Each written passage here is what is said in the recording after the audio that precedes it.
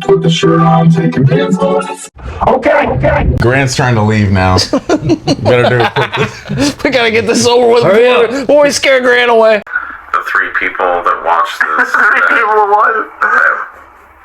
We might jam soon. We might jam. That's our news.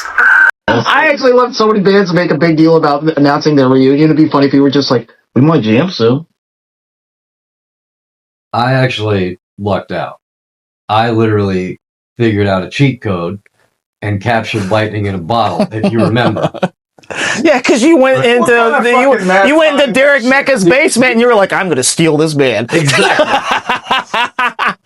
Sorry, Derek. I do tell people that story. I love you, Derek, but sorry, not sorry. But it was a heist.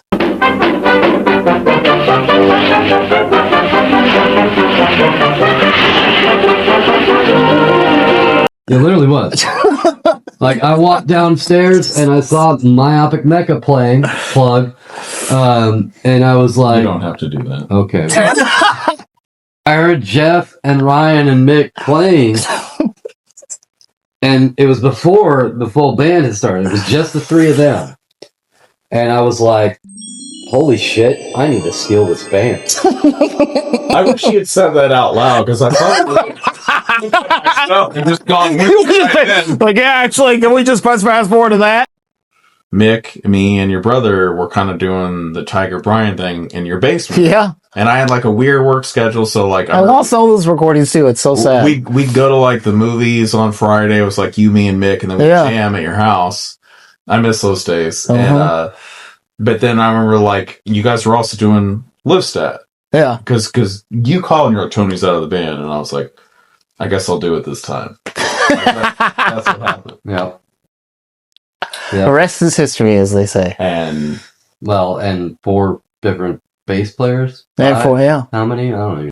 We were the most dangerous reggae band in Wyandotte. Did somebody say this, or did you just... I came up the most dangerous band in Wyandotte. No, not just dangerous band, the most dangerous reggae band. The most dangerous reggae band in Wyandotte. Yeah, well, I think the thing that separated Liv Stat from a lot of, other, like, reggae-influenced rock bands, we'll say, or as they used to refer to us all the time, what was it? Druzy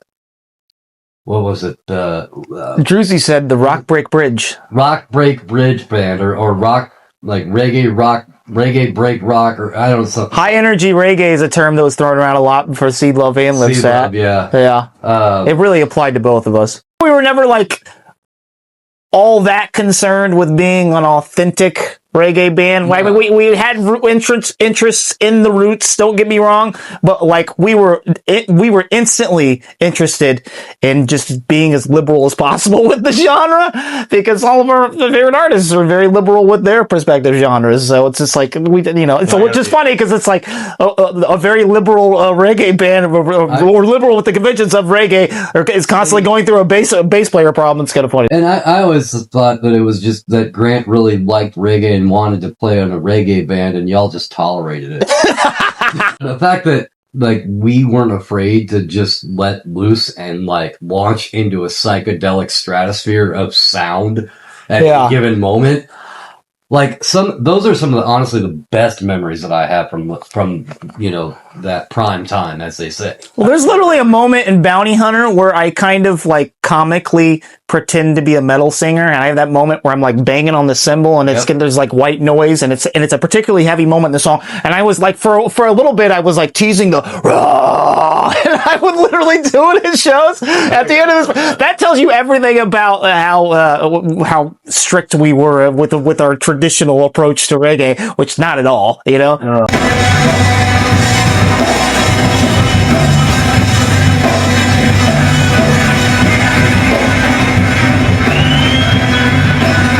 I feel like, in what universe is a band where Grant and Mick are in the same band? It just doesn't make sense to me, because you guys are so different. I think you guys are on two opposite ends, I always felt like I was in the right place on guitar and Liv Stat, not really doing anything else.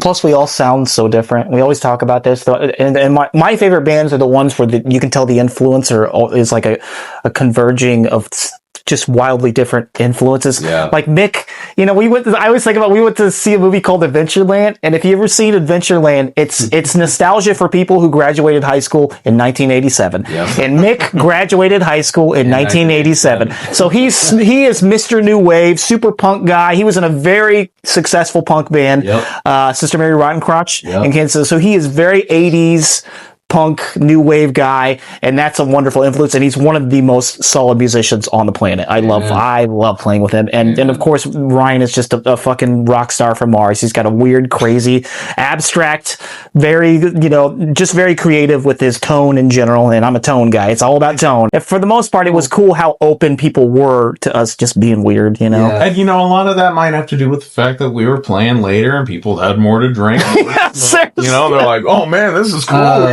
I hear the echo of your love. I hear the echo of your love. With the higher power of the sound, I tell them to turn you on. Turn you on. I hear the echo of your love. I hear the echo of your love. With the higher power of the soundboard, I tell them to turn you on.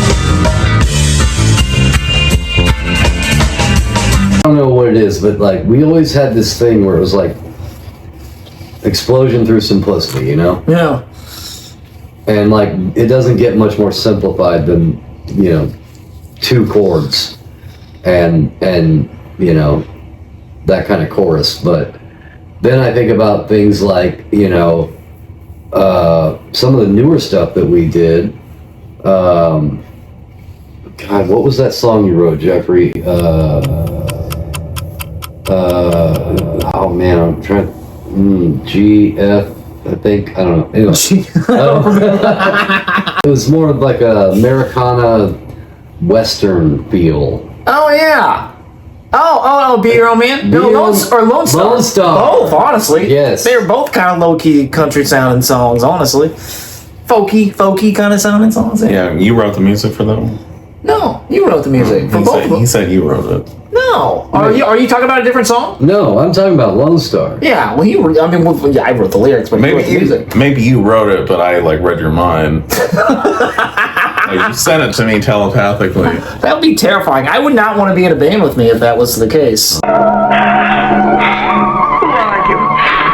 I think we were both just like, yeah, let's put the chorus here. And then we did that weird thing where it was like the one thing was like once here, and then it was like twice here. Yeah. Like, I don't even know how to play the song. I think I helped with the structure, Okay. but yeah. It was a psychic mind invasion. I sent him the signal through my brain while he was dreaming.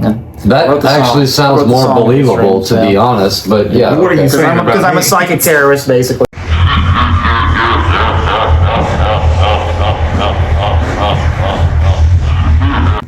there was such a thing known as the Kraken. The what? I don't know. What? You don't remember the Kraken? No. The Kraken was basically feed Grant whiskey and he'll start rapping. Oh, yeah. Is that your rapper name? It was the same riff every time. It was a dong. Oh, yeah. We would play that for like 30 You'd be minutes. like, Grant was on the mic and it was dong, dong, dong. Brett Foster. I play the keys and guitar. Every once in a while, I like to go real far. Grant would mumble for hours, basically. Because I remember like one time we were jamming that, and then I was like, all right, I'm super tired. I'm gonna go pass out. And I went to like take a power nap or whatever. Really, I should have just gone to bed for the night because it's like 3 a.m. And then I wake up because I can't really sleep, and I hear it. It's still going. I hear Caleb, boom, boom, boom. Grant is fucking spitting fucking. Grant on the mic. That's what he said. That's how he would start every verse. Yep. Pretty sure he got. So he said El Granto on the mic probably 5,488 times a night. You can have multiple reasons for favorite songs. Favorite, man. But if I had to pick one, I'll pick one. But yeah, if I have to pick it, if I can only get one. All right, What? This isn't happening. I'm gonna pick one. All right, thank you. You pick all of our favorite songs. Okay. All right. Your favorite song? Make them say,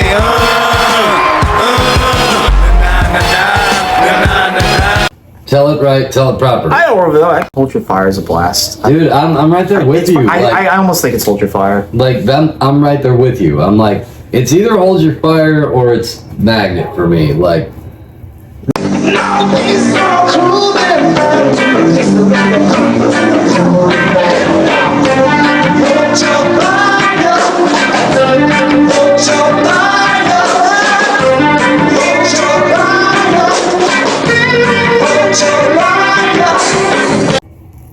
wow.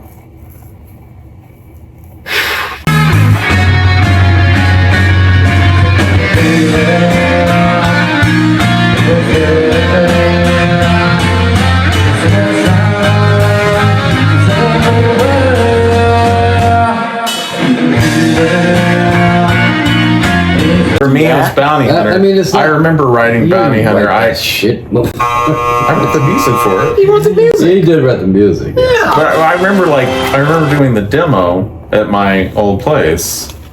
Yeah. You're right. You're absolutely right.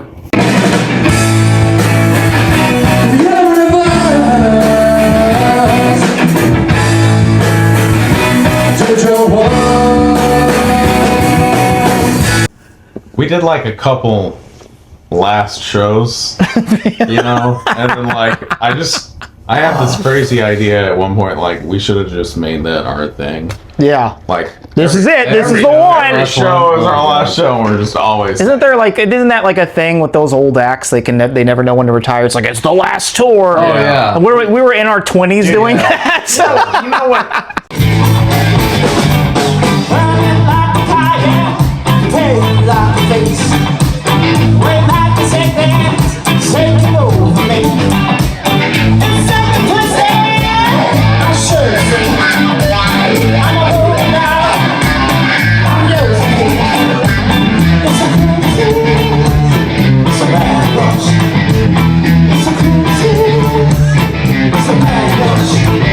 the more I think about it, I love playing drums for Liv Stat. Yeah, man. If there's I may do different instruments for different bands, but there's something about playing drums for that band that it just feels right. We were good because we didn't care. At least I felt like I gave a good performance because I didn't care. Yeah, You know, like I just didn't. I took the punk rock approach, and really, I got. Yeah. I remember we had a. It's a different kind of caring. It's a different kind of apathy, if you will. It's just it's not that like fuck this. I didn't worry. It's more that like you didn't like concern yourself with trying to fit some archetype. There's no worry about or judgment or what's the word I'm looking for? You don't care about the appearance of it. The status. You don't care whether like it pleases somebody else. Yeah. You know? That I always thought was very fundamental and core.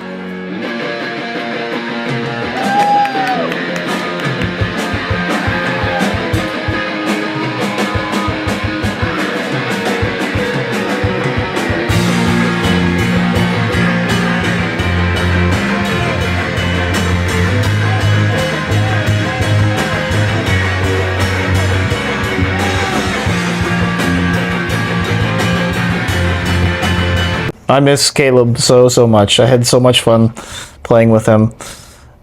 Yeah. Yeah. And he was so incredibly creative, and he was just like, he's one of those guys that if you have writer's block, at least as a drummer, you sit down with Caleb and you don't have writer's block anymore. Because he just fit like a glove, and he brought out the best in you, and he was deeply creative.